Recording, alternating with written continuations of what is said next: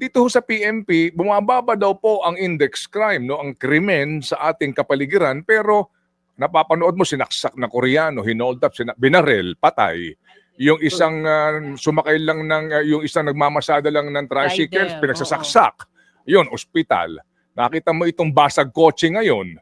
I mean, to be more pragmatic about this, parang hindi rin po sigurong makatotohanan yung sinasabi ng PNP na bumababa ang krimen, pero ang amin nababalitaan at mapapanood, puro krimen.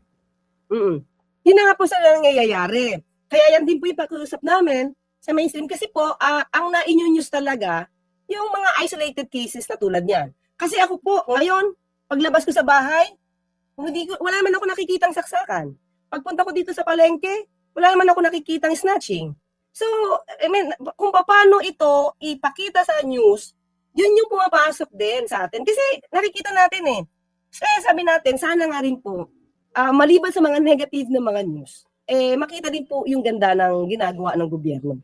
So, yun din po yung pakiusap namin. Sabi ko nga, kung ganyan kagulo, sir, kung ganyan karami yung krimen, siguro talaga dapat na alaman na tayo. Chaotic na yung dating. So, kaya naniniwala ako na bumababa yung crime index niyan. Because, yan po, siguro ang nakikita at nagre-reflect naman talaga.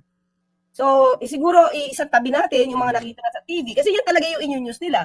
Isang beses na saksak, isang beses na buksan ng salamin, or binasag yung salamin, news yan. Pero hindi naman lahat ng lugar nagbabasag ng salamin yung mga tao para magnakaw. Opo. So, paano ho kaya yun, ma'am? Kung, kasi,